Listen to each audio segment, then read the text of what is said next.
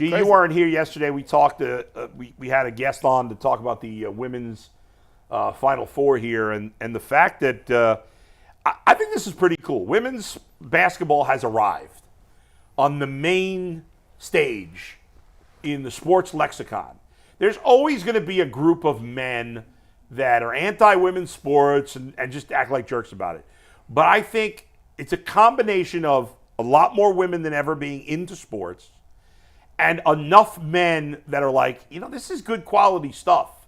And the thing is, we've never seen a women's sport, maybe the Olympics, figure skating, stuff like that. But like a mainstream sport that goes on year-round, we have never seen a women's sport, I don't think in the history of this country, maybe tennis, have this much popularity. Maybe Serena Williams. Maybe, yeah. That might be it. But women's basketball is at, I'll say it's at its peak, but I don't know. Maybe the peak is even higher. But women's basketball has come so far in the last 20 years, and even in the last decade, that this game against LSU had better ratings than every Major League Baseball World Series game last year and every NBA Finals game but one. And every college football game in the regular season minus Ohio State, Michigan. That I didn't see. Now, college football playoff, the SEC championship outdrew it, but every regular season college football game outside of Ohio State, Michigan. Right. This outdrew it. They have forced their way onto the legitimate stage. And they deserve it. And the good thing about women's basketball right now compared to men's basketball in college is the players. Yeah. I don't know the players on the men's side. You know a couple. Yeah, the women's players play 3 or 4 years. Except what's crazy is, can you name a single player on undefeated South Carolina? No, but I know their coach, Dawn Staley. Who is? So I don't know, but I'm paying more attention now. And I will watch the entire Final Four, and I'm into it. Yeah. And for the men, I'll probably watch UConn. If it's UConn Purdue in the finals, I'll watch that. I'm not going to watch the semis because I'm going to assume both games are going to be blowouts. Here's what the women's game is doing, and people can learn from what they're doing in other leagues. For so many years, what we've told people is that we just want guys to have sportsmanship. We don't want guys to talk trash. We don't want to see guys going back and forth. What really made this rivalry was the fact that you got Iowa, you got LSU, you got Angel Reese, you got Caitlin Clark, you got two different play styles, both of them talking trash. They're flamboyant. They let them wear different color sleeves. The ladies ain't afraid to wear the makeup on the court, but they out here still doing their thing. They're showing what they're doing on Instagram. They got NIL deals. Yeah. And so what it's doing is they're embracing that. Like, embrace the fact that you want to be different, that you have something to say, that you got passionate about your game, and that you multifaceted. So they putting these young women or ladies on a pedestal, showing their skill sets as well as showing a more well-rounded athlete. The college basketball for the men's did the exact opposite. All the coaches left because they said, I couldn't deal with NIL. The portal was a nightmare. Blah, blah, blah. We can't do this. Let me go to Congress and complain. No, step your people skills up. That's right. Step your salesmanship up. Stop being a dude that want to do. You talk about these players that don't want to do nothing or not really want to be all in. Be all in and inclusive. Just don't say, I want to coach this guy for now and you better go to school and I'm going to stockpile 75 people. No. You got to retain your people. Like, every single year, if this is capitalism, you got to learn how to retain your players. You got to keep your promises. You got to learn how to highlight people. You got to talk to agents, moms, dads, AAU people, all of them. You got to have a program, a complete program, not just what's on the court. So you starting to see what the women have been doing year after year. They got NIL. They got all these other obstacles, but guess what? Their game thrived, and the college didn't. Yeah. They can learn something from that. And you know what else? Like, in women's basketball, so men's basketball got ruined by a couple of things. Now, I don't begrudge that the players can come out. That's free market. I don't care.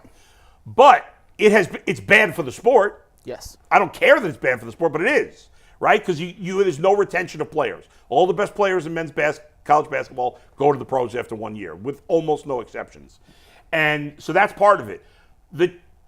All the conference changing in football has destroyed a lot of the rivalries in college basketball. Yes. But here's what they do in women's basketball. The women's basketball rivalries are the best teams. It doesn't matter what conference they're in. Right. They play each other every season. UConn, Tennessee. Right. Iowa, LSU now is blossoming to that. Huge. South Carolina versus any team in the SEC. Yes. They've been on a tremendous streak. They've won championships. Don Right. Staley's the best coach in basketball.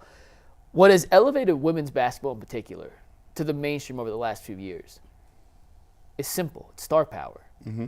And it's personality, yes. And the staying of star power. And you look at the Iowa LSU game on Sunday. I'll use that as just a microcosm with a big picture of the entire scope. It's not just isolated to those two. I'm just going to use that as an example. Caitlin Clark is the biggest star women's basketball has ever seen. Hands down, bar none. There's not a close second. Angel Reese is on that Mount Rushmore of personalities in college basketball in the women's game right now. I bet you the casual person could name more players between Iowa and LSU than they could on any individual WNBA team right now. You go back You go back to what happened in the championship last year, and you had the trash talk back and forth, right? Right. Which I'm all for, by the way. I loved it. All for. You had Angel Reese giving All the the I smoke. can't see. Yeah. You had the revenge, the rematch, the storyline. That game on Sunday between LSU, or on Monday, it was Monday, yeah. On Monday night between LSU and Iowa. Yeah. Had every storyline you would hope for in a big game. Take sport out of it. Yeah. Every single storyline. You have Kim Mulkey, a coach. Right. Who is a divisive, you love her or you hate Right. her. Part of the reason I watch the game is because I don't like her. You have Caitlin Clark, who, by the Yeah. way, as much celebration as she gets, She get a lot of there's hate. a lot of people who do not like Caitlin Clark. Right. And same with Angel Reese. Yes. And same with Flu J. Johnson. And the other girls on Iowa. Martin, Marshall, 45. They've been playing together for O'Brien. They've been playing together for 4 or 5 years now. So you have the homegrown, I don't want to say the underdog, but you have the homegrown team versus the team of transfers in LSU. It was a clash that if you take the names, the gender, and the sport out of the equation, by pure storyline, that was a dream matchup. And there's a for racial any- element to it. listen. I'm not even getting there, but I'm just saying which ratchets that had things every up. element you could ever want yes. in a big game. Thank And you. then you add that element to it, Yeah. which is the next part. The race angle is evident and it's there. Like it's just there. It's UNLV versus Duke. Yep. It's the Fab Five versus Duke. Right. The guys with always bald Duke. heads. It's always Duke. It's always right? Duke. Hey, right, the clean cut guys. But you look right here. Come on, this is Hoosiers. This is the female Hoosiers team. Yeah. They whole state travel. Like I mean, the crowd for that game was bonkers. And the fact it's going to be great in Cleveland. These 4 teams. I mean, it's going to be crazy. And the fact that there is a white girl who is unafraid to play her game amongst all different, because there's always a thing where there's this misconstrued point where, oh well, are they going to be intimidated by all these girls? Yeah. Angel Reese, she's the Wilt Chamberlain. She wears it like she's flamboyant. She's ready to go. Listen, are they going to be intimidated? But Caitlin Clark plays a game, a style of play that even the African American community traditionally embraces. The flamboyancy, the passion, the flash, the pulling up from half court. I'm Steph Curry. She's the closest player we've seen to Steph Curry, male or female, since Steph Curry. And think about, listen, there's been the amount of quality athletes in women's basketball. There's always been some great women's athletes in basketball. Games get better. But now the depth of talent on the women's side has exploded in the last decade. And you have so many great female athletes. They play a more fundamentally sound game. There's more passing. It's more watching the women's game is in a way going back in time. For people like me that loved basketball more when I was younger, it's kind of like watching the women's game. It's like old school basketball. And it's funny because women's basketball in particular, and men to an extent, and I'm going to give you the comparison in a sec, has modeled itself after the NBA game now. There are very few traditional low post centers now. Right. Every team, now even Iowa, who has a post player, sets a ton of pick and rolls, they play 5 out. That was a great pass Caitlin Clark made. What's her name? That big girl? 45, I'm drawing a blank She's on her really name. good. I can name the other 4 stars, and she's the one I can't See, think of. But even LSU, spread out. Angel Yeah. Reese kind of roams the paint. She's not a shooter, but they're not traditionally posting her up and running an entire offense. right, Which, on the contrary, we're about to see a clash in the men's Final Four Right. and the Old men's school centers. championship Yeah. between 7'4" Zach Edey and 7'2" Donovan Clingan. That has taken basketball back 20 years to post play, while the women's game is mirroring modern day NBA principles. There's a way better. See, you say that, and I get what you're saying because everybody can shoot, but it also has an old school feel. It's a mix of new school, but also has an old school feel in terms of there's no dunks. Or very rarely, and there's great ball movement. The women's game has better flow. There's better flow to the women's game, and they need more characters. I challenge, the ladies coming up and the women coming up. Hey, be bold, speak your piece. They are there because they are not afraid to show how their expression of the game of basketball. Screw it, and they're gonna need somebody to take that mantle. Juju is great out at USC. She's next. And Beckers is coming back, who's here. Angel Reese just declared for the WNBA draft. They got to expand. They got to expand the WNBA to get more and more of these ladies in there. So somebody, the WNBA, I think, I always go back to the, sometimes you think about it. Back when the whole Brittany Griner thing happened when she was detained in Russia, my thought process was always like, wow, your best athletes have to go to other countries to make a living. Right, they have to play a second year essentially. And I want to see what the WNBA does to capitalize. You got the hottest product right now. I know. Well, what are you going to do? Our guest yesterday talked about that the WNBA contract's coming up, the TV contract, and they think they're going to get a much bigger deal than the last time, which could make a big difference. I think it'd be cool if we had a team here in Cleveland. They used to have a team here in Cleveland back in the day. I would like to see. Cleveland was not on their list. And let's face it. My experience, I don't know how much experience you guys have had with this, but when I was earlier in my career, when I was working in college, we would go cover events and stuff. Generally, again, and I don't have as much experience with it these days, women's athletes are easier to deal with. Oh, yeah. They're generally friendlier to the media. I can give you firsthand experience from working with A&M because when I was at A&M, I'm sure women were much easier to deal with. The men's basketball team while I was there wasn't very good.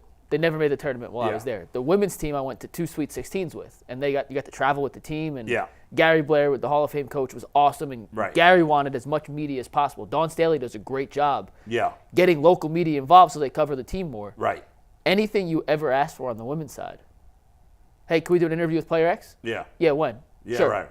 Immediately we'll be able to do it because they wanted you to help promote their own game, which is a shame because even at A&M, they were the significantly better team, and they drew 25% of the crowd. I remember when I was in college, I went and covered an LPGA event in Rochester, New York. And there was a PGA event that had come. I covered that, and I couldn't get any interviews except for guys who were the 150th player. None of the stars would talk to me. I'm some dopey college guy. With the LPGA, I talked to all their best players. I was like, I'm going to be able to talk to the best players here. They were all nice. They were all friendly. I'm not saying the guys are jerks. A lot of male athletes are good and nice and friendly. But generally, female athletes are better to deal with. Don Staley said it. I was listening to Ken and Anthony this morning. They had Don Staley on. I know. Yeah, they had her on. Great get. And she said something that I thought was super dope. She was like, well, listen, a lot of people don't understand. You know what I'm saying? We embraced the NIL thing, but for our attendance and getting people interested in the game, he said we give financial packages to family and friends who want to come to the game. That's awesome. Yeah. And I said, dang, that's crazy. They flying people out. Yeah. And then you think about it. You got 12, 13 different people on the squad. That helps also retain, some of those people to come back because it brings their family. It's hard to transfer schools when your people love the school. Yeah. Right. And South Carolina has, if not the best, a top 2 or 3 college basketball on a women's side environment. They sell out the stadium every game, 16,000. UConn the same way. And with Caitlin Clark, Iowa's in that same realm. They're Tennessee 18,000. used to be that way. I don't know. Tennessee's what not nearly now. as good anymore. But those 3 consistently on a night in, night out basis, 100% capacity. The ticket prices to get into any game. South Carolina could be playing Rockport, Charleston. Yeah. A $200 Is that a real ticket. school? No, I just made it up. Look, Still a $200 ticket. This is one of the G. Bush's wacky questions of the day. If Iowa said, look, we ain't trying to have Caitlin Clark leave. We're going to give her an NIL deal. Somebody's going to give her a deal to pay $3 million, $4 million to play for Iowa's men's team. Would it be allowed? Yeah, she has I another don't year. think there's any. I don't think there's any. She has another rules year of eligibility, and against there's no rule that women says you playing can't. for the men's team. Yeah. That would break the internet. Oh my God. That would break the internet. It wouldn't? No, it would break the internet, but not in a good way. Like, it would be. It would bring out everything Oh, it'd be terrible. that you've ever heard about why women's sports don't get the respect they deserve would be amplified the second she stepped on the court. That It'd would be a be the complete biggest disaster. watched. It'd be a complete disaster. Why, you're saying she wouldn't play it? She'd be terrible? I think she'd be all right. She could be all right, but Could she average 15? no, I don't think so. Just coming off screens? I don't think. I mean, no disrespect. She's playing like she's 6 foot. The starting guard at Iowa is 6'3". She's been playing on 6'5" centers. That would, listen, Like- Yeah. hey, Who knows? G. Bush Watkins All commented. right, Anthony, what do you got? Before we get to super chats, Earl has a question for Mike. Hey, Mike, I got a question for What's you. up? Because outside of myself, I know you really love this women's game. In your opinion, we talking about the expansion of the WNBA. If Kobe didn't tragically pass away, where do you think the WNBA will be at today? He was the biggest champion for the WNBA. Like, of all the players, he was the first. I don't want to say the first one at least to my knowledge that had fully embraced the league and was committed to pushing its agenda. He was sitting courtside at games, Yeah. bringing his daughter Gigi. I don't know that where it'd be any different. I don't know where it would be Yeah. with his help, but it certainly wouldn't hurt having a basketball icon Sure. of that caliber helping usher the next generation. It in. would help if LeBron